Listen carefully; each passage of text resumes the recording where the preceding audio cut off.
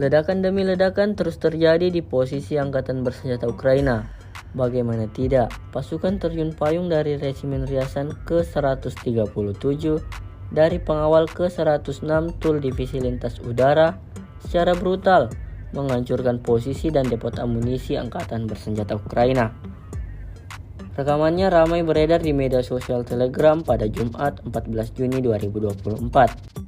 Diketahui, pasukan lintas udara menyerang posisi dan titik tembak Angkatan Bersenjata Ukraina di daerah Razdolovka, Vashukovka, di arah Soledar Artemovsk. Seperti yang terlihat dalam rekaman, granat mematikan dilemparkan dan tepat mengenai sasaran.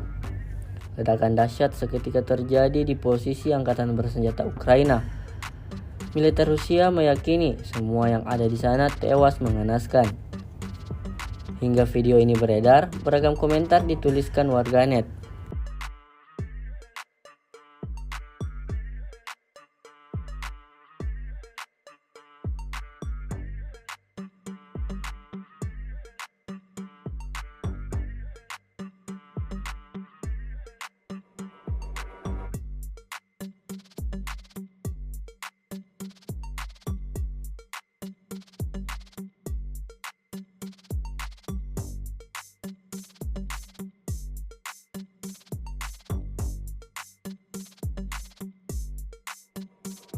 Download Tribun X sekarang, menghadirkan lokal menjadi Indonesia.